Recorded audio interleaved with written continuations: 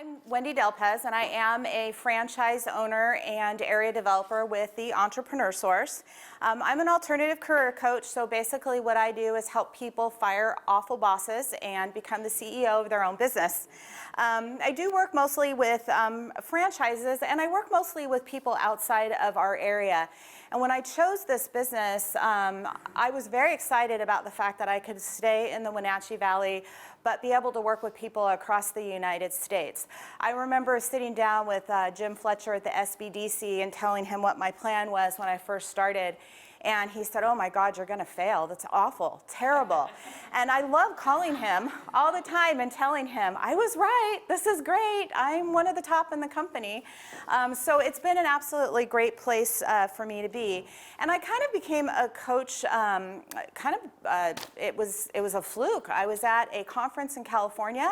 I wasn't supposed to be at that conference. I met a coach. She said she was a career coach. I was excited. She said, "I'm a free resource. I'll help you." I help people buy franchises. And like probably most of you, what's the first franchise you think of? McDonald's. I thought, I do not want to flip burgers. I have 25 years in the newspaper industry. I've worked hard. I am not selling hamburgers. And she laughed and she said, "Wendy, that's not what this is about. There are over 4,000 franchise opportunities in the United States," which I didn't know, and something really for everybody. And if I can't help you with a business, maybe I'll be able to help you find what direction you want to take your career. And at 40-something at the time, I thought, okay, this could be helpful. I have nothing to lose. So I worked with her, and the more I worked with her and realized that there was this great process, I thought, I want to do what you're doing. And she gave me a great opportunity to be what we call an associate coach. What that meant was she owned additional licenses, and she opened one for me in Washington State so that I could rent it from her and be a coach here, with the option of buying her out. And it was a great place for me to kind of tiptoe into the business, figure out what it was. I knew nothing about franchising. I learned quickly to realize that, yes, this is what I wanted to do, and I bought her out. And from there, I wanted to do for other people what she did for me. And I brought on a couple associates. Debbie was my first associate. She's here with me today. To help them get a chance to get into the business and make it their own. Some to buy out and buy their business. Others, like Debbie, I hope she'll stay with me for as long as it makes sense for her in her life. So the first couple years of a franchise, you're really rolling up your sleeves and you're getting going. And I got my first couple associates. I've been successful as a coach. And then the next 3 to 5 years, you're kind of winning, you're doing well, but you're starting to think about what the future is. And which brings me to what my question is for everybody kind of here today. So 3 to 5 years, I realize my business is me. I'm not building a lot of equity. I get a client in, I help them get going, I start them in business, I start all over again. So it's my coaching that is really the backbone of my particular business, and we have a great system for that. But how do I build equity? What's my future look like? And so I had an opportunity to partner with someone on what we call an area development. I was able to buy 5 additional franchise licenses, and I'm in the process of bringing on other people like Debbie to be associate coaches, with the thought that they'll either stay with me and I'm building a larger practice, something that I could sell or work with someday, or that they'll buy me out and move on. I still have a passion for helping other people get into this business. And as I've worked with a lot of different people across the United States, that whole idea of an exit strategy for a business is a big deal. And we coach people to be thinking about that from the beginning, yet we're not very good about doing that as coaches because it's kind of a revenue model versus building something bigger. So my vision for my business is to build a much bigger network and to have a lot of coaches that I work with so that I'm a coach of the coaches as well as coaching my individual clients. And it's been challenging. I am here in the Wenatchee Valley, and I knew going in, especially because Jim Fletcher told me, I'm not going to open a lot of franchises here. We don't have the population, and it's not that big, but I have this desire to stay very connected to the business community for a lot of different reasons. It helps me. When I have a client that comes to me, I can't help everybody, but I want to know what resources are available to them so that I become the connector. I want my team to have every resource available, whether it's Stacy at the Center for Entrepreneurship, the Chamber, SCORE, GUADA, whatever it might be. I look for all of those in our community, and then it has helped me identify those in other communities where my clients are to say, do you have this? Have you looked for this? This is a better option for you. So, so I'm at that point with my business right now where I'm trying to grow it. And I'm trying to figure out what those next steps are and how to really build equity in a business that's been set up as a sales model, as a revenue model, versus building equity. I know that that's not really done in our company, so it's something that everybody's looking at. How's she going to do that? My thoughts are very different than a lot of the other coaches.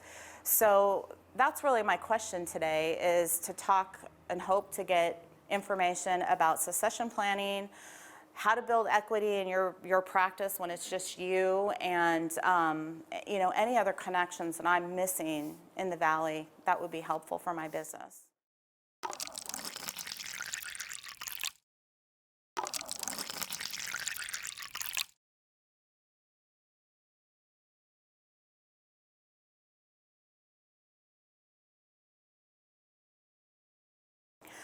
That's a loaded question, to be honest. And so with each franchise license location, it holds 3 coaches. So by adding an additional 5, that allows me to add 15 coaches, which sounds great, but it's a lot to manage. And I still want to keep my practice, because although I make a portion of revenue from there, it's not a huge portion. It's a great stream of revenue, but it's not huge. And I'm at a point where I'm wondering if 15 is way more than I want. I think back to my sales days as a sales director, and when I had a huge staff like that, it was a lot, and I spent all my time doing that. So I have to find the right balance, I think, of how many people I want to coach and work with versus still keeping my clients where I make my bread and butter right now. So it's a loaded question. I haven't decided yet what the best is. I feel like when people come to me, I'll better know what direction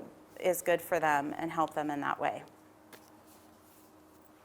What does your coaching model look like for a new entrepreneur that's coming in? They come to you first time. What does the future look like for them, and how do you maintain that relationship throughout the life of the business? So I have a relationship with them up front. I help them set their goals. I help them figure out what they need their next job or franchise business ownership to do for them, and then I help match them to those models. Once they're matched and we've found their funding and we've done their validating, I turn them over to that franchise. Once they enter into an agreement with that franchise, some of my clients I keep in contact with, they refer to me, they call me, I'm doing great, they call me, I'm not doing so great, but not for the most part. For the most part, once they're handed off to the franchisor, their coaching and everything they need is there, and I'm more of a distraction. There's, like I said, some I keep in contact with, but not very many. They don't need me at that point. Is your experience in most franchises have a coaching program built into their model? So somewhat, some more than others, but they are a system, and the only way a franchise makes money is if that person is producing revenue. A franchise fee, what it gets them in the door, really is all that franchise needs to onboard them. They're not making money on that franchise fee. Where they make money is on royalties. So if that person isn't doing well, then that franchise isn't making any money. So there's some coaching involved, some more than others, and it gets back to my client. How much do they need? Some need more than others. And so, and I don't just work with franchises. I work with some other business opportunities as well. So people who need more control and no rules, I set them to a totally different set of business opportunities to look at. So maybe give us a little bit about what is attractive for an entrepreneur to line up in a franchise model rather than on their own. So you're right. There are a lot of franchises out there that I didn't even know were franchises, and you won't probably recognize the names as a franchise. But what a franchise does is give someone a system. So a lot of the people I work with have had great careers. 25 years plus doing something, managing, and want to do something else, but have never done anything on their own. So here they can plug into a system that's ready to go, get coaching if they need it, and be able to duplicate those results. So we tend to think McDonald's and Burger King and things like that, but we're not thinking of Wild Birds Unlimited, Tutor Doctor, Mary Maids. There's so many different types of businesses. Service businesses is where it's going to be at. If it can be sold on Amazon, those are not franchises really to look at.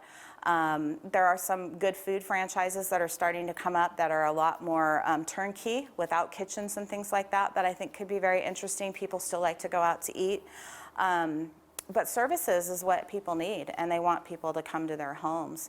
So those are the kind of things that we'll be looking at. I like restoration. It's my favorite category. There's just so much work to be done, and it's a great business, and people don't think of it. What's your current marketing plan?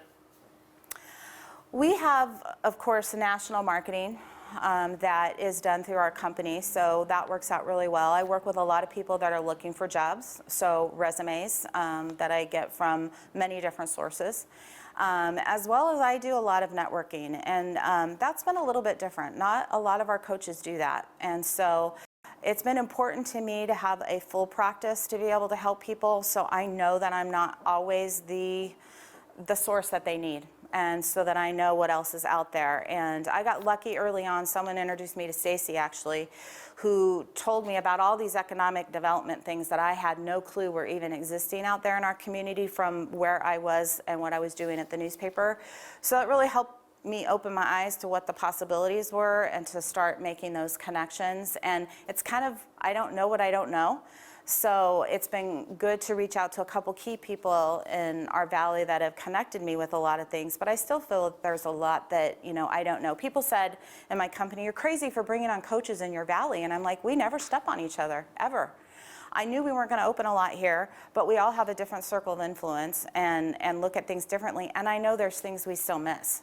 So, so I'm totally open to any, have you thought about this organization or this group that you should be connected to, looking for those opportunities.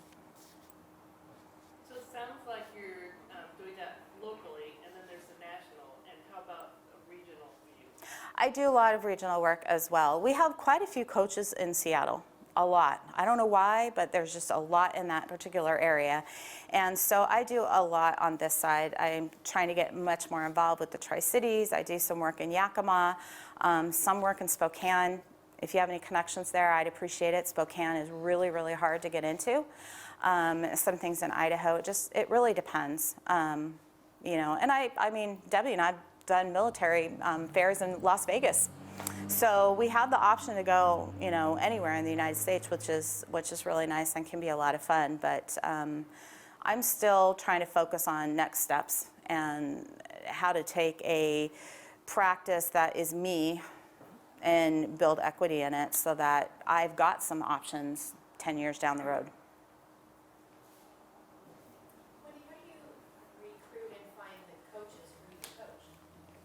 So that's been the question, and that's where I'm struggling right now, is how to find them. Debbie and Kim came to me through some networking opportunities, and it was kind of a natural thing. And I thought that would be a great way to get people. And it's been kind of a mixed bag. I've had a couple other coaches that worked with me from this valley that ended up not really liking it. And so I feel like I've got to really be careful in making sure that people know what they're getting into. Sometimes they'll come from clients that I'm working with that seem like they'd be a good fit, not quite ready to buy a franchise. Maybe they'd be a good potential coach. So that's where I've been kind of focusing my efforts right now. But my dream, my goal was I wanted to have a team here. I think there's a lot of value in being able to get together with Debbie and Kim on a regular basis and know what's going on in our community and meet each other at events. And I'd been a newspaper publisher 25 years. I'd worked all over the United States. I never ever met anybody from the Entrepreneur Source before. I didn't know that there were a lot of other franchise brokers and coaching firms out there. And I just was like, wow, this is such a great opportunity as a business owner, but also such a help to people, and no one knows about it. So my vision was build a big team.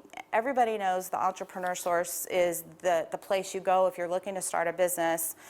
I'm building those connections so that I can help people if I'm not the right resource for them to kind of be that hub. And that's been, I don't know what I don't know, so that's been a little bit difficult. And you know, and finding the right people as additional coaches, that's been a lot harder than I thought it was going to be.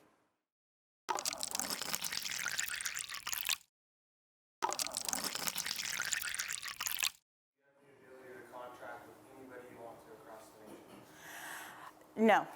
Our company, that is a part of the service I get from my company. So if somebody wanted to contract with us, they take care of all that. The great part about what I do is I don't sell franchises. I really do sit with my client on their side of the table. So I don't even know what that placement fee is going to be until everything is said and done. So if you were to say, hey, I want to contract with you and have you help me find business owners, I would send you to them. They would work all that out. If I got someone for you, I wouldn't even know till it was all said and done what that placement fee could be. I am. You know, I definitely love to identify those people that would be a good coach. My sales background, I kind of know what I'm looking for, you know, with that. So that's been very, very very helpful. So it depends. It's not right for everybody. And everybody has a different set of goals, a different background, different things they're looking for. So I think that's where the magic happens, is being the matchmaker to match them. What characteristics do you have that make you really good at this? What characteristics do Debbie have, do your other associates have that really stand out? I want someone that wants to work. This is not a semi-absentee ownership model where people are coming to you. So I need somebody that's excited, that is not afraid to talk with people, not afraid to be on the phone, not afraid to be out in the community. I think the networking part is really important, talking with people. You know, I need people that want to make money. That know and understand that they're going to go out and work with people and help them. I need people that have a passion for people. We work with people from all walks of life, you know, from people who have, you know, been small business owners, maybe had an MLM company that are interested in doing something more, to, I worked with a senior vice president of Fox Movies in Oregon last year, or a couple of years ago, who's a coach now for the Entrepreneur Source. He was great, as well as a 4-star general that was going for retirement, stationed at the Pentagon a couple of years ago. So you can't be afraid, I think, to do this business. You can't be intimidated, and you have to be persistent. And people who I see can talk on the phone, and people who do, you know, follow through with the process. I mean, I do ask them to do some things. We do some assessments. We spend some time together. Those are people, if they get the process, they understand what we're doing, those people I identify as great coaches. And it's not for everybody. Sometimes there are people that really do need that business where all the marketing is done for them and people come to them. We have businesses for that. But I'm looking for people that are willing to go out, talk, make those connections, consider themselves a people connector. As far as branding goes and name goes, what's your flexibility with that name to how you can build a brand maybe more around just yourself? But then again, you probably don't want to put NCW on it because you're working with people nationally. So have you thought about that? That's actually a great question, and there's several different, you know, answers. Some of it is the franchise dictates what we're allowed to do, and first off, I am selling myself. I am the coach. I want people to come to me to get coaching to move on. So that's really, it's good and a well-taken point. I think if I were to sell it, someone's going to lose the Wendy Dalpez part of it, and they're going to add their name. But my hope is that then I've got all these other coaches, so that they've got this revenue coming in.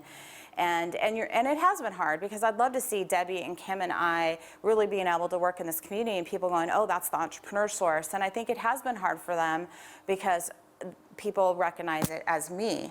And Kim has said, well, I don't want to network in Wenatchee because you've already got it covered. And I'm like, no, I don't actually have it all covered, and I think we're stronger together. But it is something we struggled with. So it's a good question and point that I'm pondering and trying to figure out. And yeah, I've even talked with Candy about, real estate as an example. It's very much like that. What do you do when you're done or you want to be done? Can you sell your practice or your list? How's that go? Is there a way for you to keep track of up-and-coming franchises that are starting, contact their CEO, contact their board of directors, and say, hey, I offer this service. I know you can't do this right now because you don't have the resources to provide. Could I come in and contract with you to do this for your new franchises? So the Entrepreneur Source is owned by a company called FSBI Brands Incorporated, and our sister company is called Out of the Coach, and that's exactly what they do, work with new business owners and things.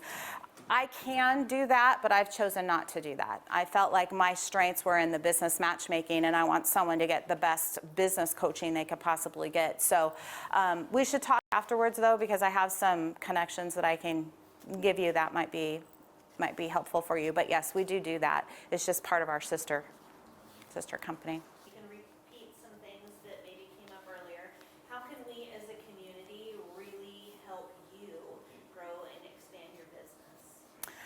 I think that really what I'm looking at is advice and help in how to structure my business in a way that I'm building equity, that it is more than just me. Becca's comments about look at how you're naming yourself on your social media and your marketing, I think is really important. Looking for different resources. I hadn't thought about looking into any coaching federations or anything. That might be a great thing. So I'm looking for those connections. It's very important to me to stay very connected to this community, even though I know I'm not going to open up a zillion franchises here. It's not going to happen. But we have such great resources here, and the more I find out about them, the more I'm able to help people in other areas say, do you have this resource in your area? Let's look this up. So it helps me become a better coach. I feel like we don't recognize what a great amount of resources we have here. I want to be a part of those resources, but I need to learn what all of those are because it only helps me coach people better, even in other places. So that community connection is super important to me, and figuring out how to grow that equity and bring other people into this practice. I'd love to see the Entrepreneur Source in the Wenatchee Valley, in North Central Washington, be one of the biggest contingents in the company and help them build what that model can look like for other coaches, because too many retire and just close their doors. And I don't think we have to do that. I think there's a way around it. So any advice or help I can get in that avenue would be much appreciated. So as we have ideas, as we leave here to share with Wendy, what's the best way for us to get that information to you? Probably best way is to call me or email me. My cards are right up there. I'm out and about. Stop me, call me, have coffee with me.